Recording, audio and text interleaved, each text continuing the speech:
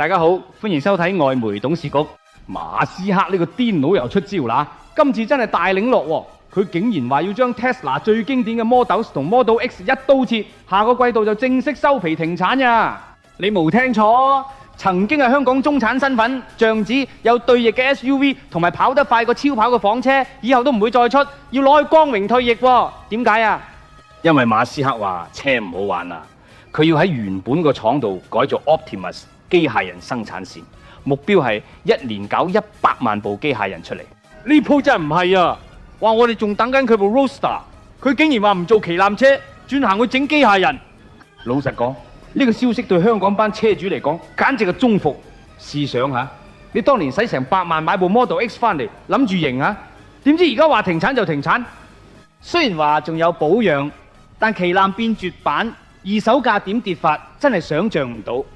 呢種感覺就好似你買咗張昂貴機票去旅行，去到機場先話班機取消咗，叫你改錯貨車咁，真係離晒譜。香港人最中意講投資價值，買車都要睇保值。馬斯克咁搞法，簡直係將大家嘅錢攞去填佢個機械人坑。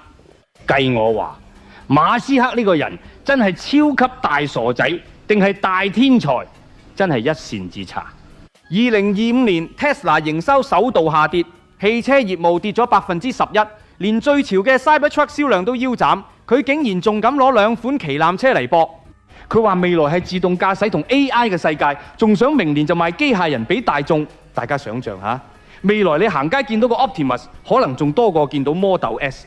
但大佬呀，你啲機械人之前示範嗰陣，連路都行唔穩，而家話要取代汽車喎，呢種大想頭真係好似睇緊科幻片咁喎。對於我哋呢班香港投資者，呢鋪真係要醒少少喎！你睇下 BYD 喺旁邊虎視眈眈，銷量已經爬過咗 Tesla。馬斯克而家唔係搞車，係搞緊軍備競賽。佢仲攞2億美金去投資自己間 CI， 簡直係左右手交替，將車主同股東嘅錢轉嚟轉去。如果呢啲機械人最後變咗戇居居嘅鐵皮， Tesla 呢個神話就真係會崩盤。所以話呢排買車定買股，真係要諗清楚。唔好見人衝你就衝，隨時瀨嘢啦。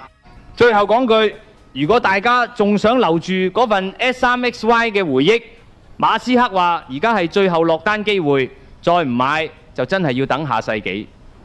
不過如果係我寧願攞啲錢去日本旅行，食多2餐好過。呢個世界變得太快，今日話你係旗艦，聽日就叫你收皮。呢種現實就好似首歌咁唱，往事只能回味咯。